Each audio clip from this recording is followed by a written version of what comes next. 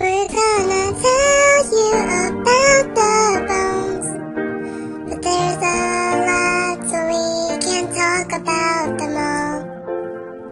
We're gonna tell you about the ones found in the cranium and vertebral column and the hyoid bone. I can tell you what they really are, I can tell you where they're found. Let's start with the cranium. It's like a big stadium, it's like one big bone, but it's really not. Half is made of flat bone, joined by four sutures. The sutures coronal and the sagittal and dorsal and squamous, so the frontal and parietal bones, the occipital and temporal bones are up there too.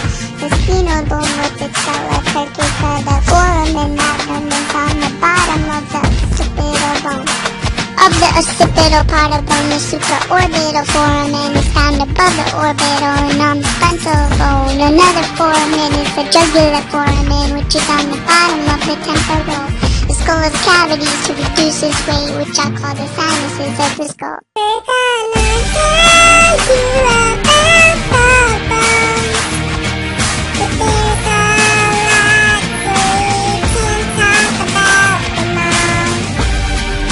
We're gonna tell you about the ones found in the cranium and vertebral column and the hyoid bone, which is Now let's talk about the ethmoid. It's got a few different parts called cristae and cuneiform plates along with the parts called perpendicular plates and no fatty foramen on the left and the right of the foramen. Like the two processes called the occipital condyle. Then there is the external acoustic mediators which turns into the ear, and below this are the two projections called the styloid and the master processes. And then comes the cheek or the zygomatic arch, and the zygomatic process is part of it. The carotid artery passes through the carotid canal, which is on the bottom of the temporal. Finally, the mandibular process. This completes all the bones of the cranium. Now we'll start the vertebra. Pay attention to it, cause it's important to your life. These bones are nothing like the cranial bones, that's why they call it vertebrae. We're gonna tell you about the bones, but there's a lot so we can't talk about them all. We're gonna tell you about the ones found in the cranium and vertebral column and the hyoid bone, which is in the throat.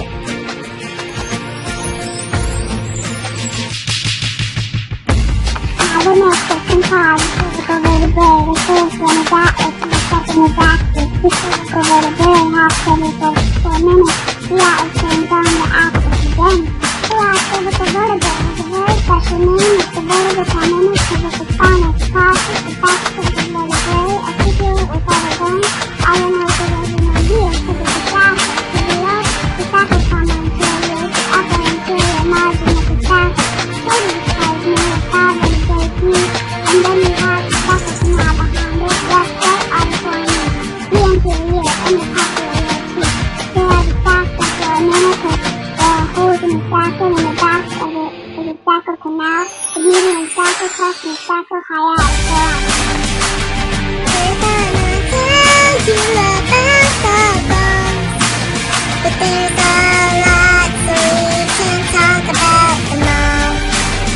We're gonna tell you about the ones found in the cranium and vertebral column and the hyoid bone, which is in the throat. Vertebral column helps you to stand up tall. Oh, stand up tall, but you have some curves. Cervical, thoracic, and the lumbar too, but we can't forget the sacral curvature. Use the processes, articulating transverse, and the spinous process too. Intervertebral discs are found in the middle of any two vertebrae. I really hope you can see how important these are to you. You could not live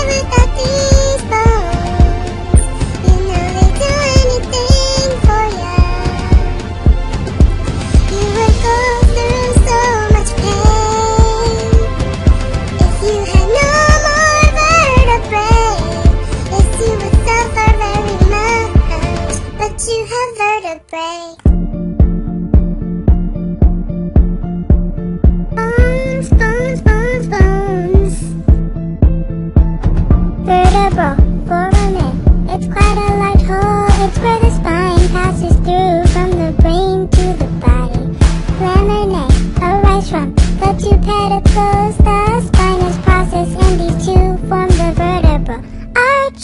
Lumbar vertebrae make up the lower back, make up the lower back, baby.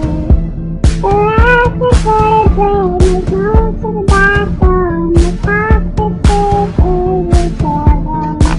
We really hope you can see how important these are to you. You could not live without these bones. You know they do anything for you. You would go through so much pain if you had no more vertebrae. Yes, you would suffer very much, but you have vertebrae. Oh, we didn't tell you about the auricular surfaces. They are on both sides of the sacrum, 'cause they add it to the pelvic bone.